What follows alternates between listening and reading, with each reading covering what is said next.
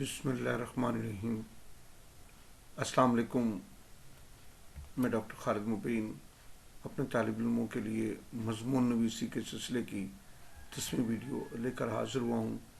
اس video میں چند نئے مضامین کے خاکے جو ہیں آپ کے سامنے پیش کیے جائیں گے، اور امید ہے کہ ان خاکوں کو دیکھ کر عنوان کی تحلیل آپ کے لیے کرنا آسان ہوگا۔ میں ہر ویڈیو میں بتاتا ہوں آرٹ ایک فن ہے، اس آرٹ اور فن کو ضرور سیکھنا چاہیے، اور سب سے پہلے مضمون کے عنوان کی تحلیل کریں، اس عنوان کو سمجھیں کہ عنوان میں اصل میں کیا کیا کچھ پوچھا گیا ہے۔ عنوان دراصل سوال ہے، اور اسی سوال میں اس کا جواب بھی چھپا ہوا ہوتا ہے۔ سب سے پہلے تو آپ عنوان کا خاکہ ذہن میں، جسے میں اکثر منی خاکہ کہتا ہوں، جو فوراً عنوان کو سن کر ذہن میں آتا ہے، تو آپ اس کو بنانے سے پہلے ذہن میں عنوان کا جو ہے خاکے کو اس طرح ترتیب دیجیے کہ اس کی کچھ آؤٹ لائن بن سکے۔ وہ آؤٹ لائن جو ہے وہ آپ کاغذ پہ منتقل کیجیے، اس کی بار بار تشکیل کیجیے، ترتیب کو جو ہے وہ آؤٹ لائن کی ہیڈنگ اوپر نیچے کیجیے، اشعار کا انتخاب کیجیے۔ کوٹیشن بھی اکٹھی کر سکے تو بڑی اچھی بات ہوگی۔ اس کے بعد آپ اس مواد کو ترتیب دیجیے تاکہ آپ کے مضمون کو پڑھنے والوں پر اس کا اچھا اثر پڑے۔ اب آپ دیکھیے، جو چند خاکے میں آپ کے سامنے پیش کرنے جا رہا ہوں، ان میں سے سب سے پہلے خاکہ کمپیوٹر ایک حیرت انگیز ایجاد۔ دیکھیے، سب سے پہلے کمپیوٹر، پھر کمپیوٹر کی یہ افادیت ہے۔ اچھا، اس سے پہلے ہم ذہن میں سوچیں گے کہ کمپیوٹر کی تمہید، ضرورت ایجاد کی ماں، انسانی ضروریات لامحدود، سائنسی دور، نئے ایجادات، انسان چاند تاروں کی دنیا سے آگے نکلنے لگا۔ اس صدی کی اہم ایجادات میں ٹیلی ویژن، وی سی آر، ڈش اینٹینا اور آخر پر کمپیوٹر ہے۔ کمپیوٹر لفظ کے معنی یہاں بتائیے۔ کمپیوٹر ایجاد کے سلسلے میں پہلا کمپیوٹر کب ایجاد ہوا وہ بتائیے، کس نے ایجاد کیا۔ پھر اس کے بعد ہے کہ پہلا کمپیوٹر بنانے والی کمپنی کون سی تھی، اس کا ذکر کیجیے۔ پھر اس کے بعد کی اس کی اقسام، ٹھیک ہے، اینالاگ اور ڈیجیٹل۔ پھر کمپیوٹر کی اقسام کے بعد اس کے حصے، ہارڈ ویئر، سافٹ ویئر کا ذکر کیجیے۔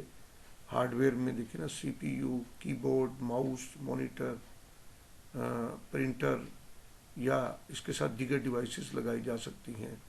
پھر سافٹ ویئر کا ذکر کیجیے، جیسے ونڈو سافٹ ویئر ہے یا اور بھی سافٹ ویئر موجود ہیں۔ پھر انٹرنیٹ کا ذکر کیجیے۔ پھر اس کے بعد اس کے کمپیوٹر وائرس کا بھی ذکر کیجیے، اور کمپیوٹر کے کچھ جو نقصانات ہیں ان کا ذکر۔ ہم اگلا خاکہ نمبر 2 دیکھتے ہیں، کھیل، محبت اور دوستی کی تصویر۔ کھیل کا مفہوم، فارغ اوقات میں اپنی خوش دلی اور خوش ذہنی کے لیے حرکات و سکنات۔ کھیل ورزش کا بہترین ذریعہ۔ ہر ملک کے کھیل، تفریح طبع کے مواقع، گلوبلائزیشن یا دنیا ایک گلوبل ویلیج ہے، اور کھیل ویلیج کو یعنی انسانوں کو قریب لانے کا ذریعہ۔ انگریزی مقولہ، ہر وقت تعلیم بھی انسان کو ناکام بنا دیتی ہے۔ کھیل انسانی طبیعت کو بہلانے کا ذریعہ۔ کھیل انسانی زندگی میں نظم و ضبط پیدا کرتا ہے، اصولوں اور ضابطوں کی پابندی سکھاتا ہے، وقت کی پابندی، خاص طور پر افراد اقوام کی محبت کا ذریعہ ہے۔ شہروں، صوبوں میں نمائندگی، تعصب میں اس سے کمی پیدا ہوتی ہے۔ ہر کھلاڑی میدان میں تہذیب و تمدن اور اپنی زبان کا سفیر یا نمائندہ ہے۔ کھیل سے اقوام کے رشتوں کی عکاسی، مادیت پرستی کے دور میں خوش طبعی کا ذریعہ ہے۔ صحت مند جسم میں صحت مند دماغ ہوتا ہے۔ جسمانی صلاحیتیں اور قوتیں انسان کو مضبوط بناتی ہیں۔ طاقتور اور صحت مند لوگ قوم کا سرمایہ ہیں۔ یہ بین الاقوامی تعلقات کا سبب بھی ہیں، امن و سکون کا پیامبر بھی کھیل ہیں، ملک و قوم کی پہچان بھی کھیل ہیں۔ انسانی زندگی پر انفرادی اور اجتماعی طور پر کھیل کے اچھے اثرات مرتب ہوتے ہیں۔ ادب اور زندگی، ادب لٹریچر کو کہتے ہیں۔ اس کی 2 بنیادی اقسام ہیں، ادب برائے زندگی اور ادب برائے ادب۔ ہم آج ادب برائے زندگی کا خاکہ دیکھیں گے۔ تمہید، ادب کیا ہے، ادب کے بارے میں مختلف نظریات، ادب کی مختلف تحریکیں، سیاسی مزاحمتی ادب کیا ہوتا ہے، مغرب میں فن اور علم کے درمیان فرق، سائنسدان اور ادیب میں کیا فرق ہے، ادب رائے ادب، ادب رائے زندگی، ادب اور زندگی کا دائمی ساتھ، زندگی ایک وسیع سمندر کی طرح مد و جزر اور جوار بھاٹا، غم اور خوشی کے لمحات، جہاں بجتی ہے شہنائی وہاں ماتم بھی ہوتے ہیں، ادب خواہشات و آرزوؤں کے اظہار کا نام، غم اور خوشی کے جذبات کا اظہار، ادیب جذبات کو زبان دیتا ہے بلکہ جذبات کو الفاظ کا لبادہ پہناتا ہے، ادیب معاشرے کا عکاس، ادب نے زندگی کوکھ سے جنم لیا، ادب میں تعمیر سوچ ہے، ذوق سلیم کو بہتر کرتا ہے، ادب پر ماحول کا اثر پڑتا ہے، مستقبل کی خوشخبریاں دیتا ہے یا انسانوں کو انفرادی و اجتماعی طور پر آنے والے خطرات سے آگاہ کرتا ہے، ادیب چونکہ دور اندیش ہوتا ہے اس لیے ان باتوں کا وہ پہلے سے ہی اندازہ لگا لیتا ہے، بلکہ یوں کہا جاتا ہے کہ ادیب کا مطالعہ چونکہ ماضی سے حال اور مستقبل تک ہوتا ہے اور وہ مستقبل کی خبر رکھتا ہے یا مستقبل کے بارے میں وہ اندیشہ یا اندازہ لگا سکتا ہے، تو اس لیے ادب جو ہے وہ قوموں کی تقدیر کو بدلنے کی صلاحیت بھی رکھتا ہے، ادب ہدایت کا سبب بھی ہے، بعض اوقات یہ اتنا آگے بڑھ جاتا ہے کہ پراپوگنڈا بن جاتا ہے، پند و نصائح اس میں موجود ہوتے ہیں، اور پھر ادب ترجمان حال بھی ہے، لوگوں کی دھڑکنوں اور تمناؤں کا مرکز بھی ہے، ادب انسان کو انسان بناتا ہے۔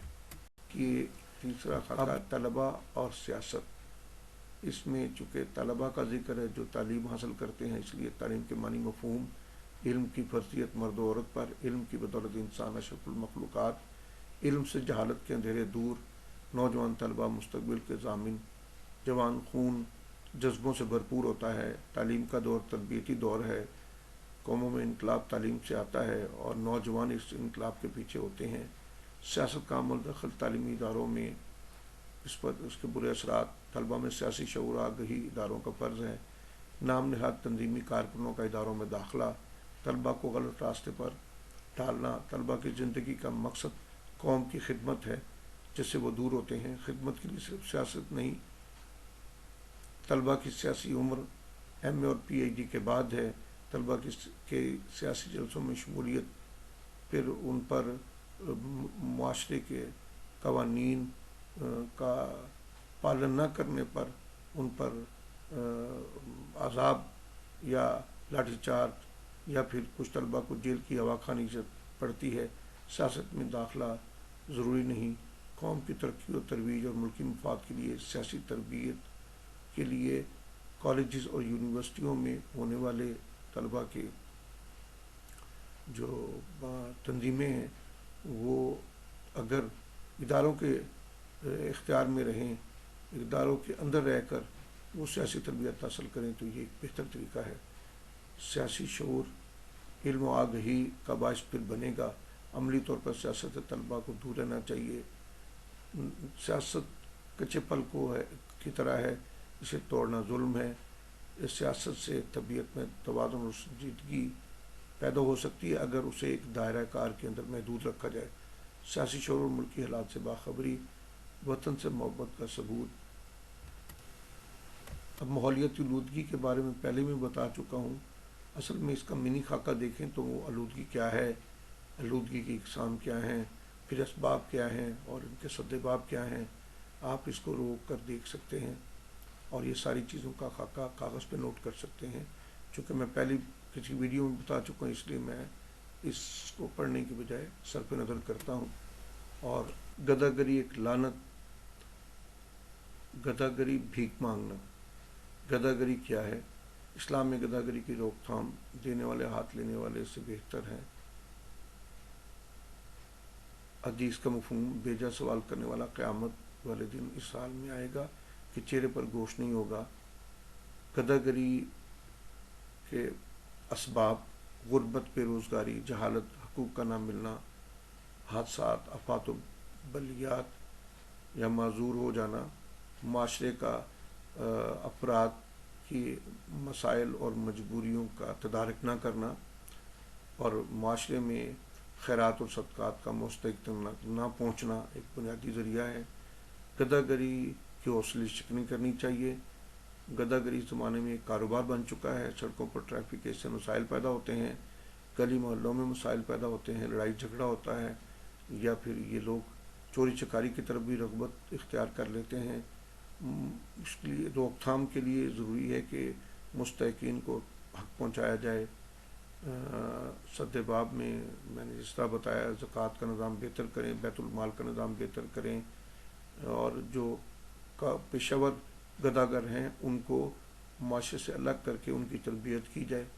ان کے لیے ریہیبلیٹیشن سینٹر بنائے جائیں، یا مذہبی ادارے، مسجدوں کے ساتھ ایسے ادارے بنائے جائیں جہاں ان کی قیام گاہ انہیں رکھا جائے، اور وہاں سے لنگر خانے سے انہیں کھانے دیا جائے، اور باقاعدہ ان کی معاشرے میں فعال فرد کے طور پر ان کو ذہنی تربیت کی جائے.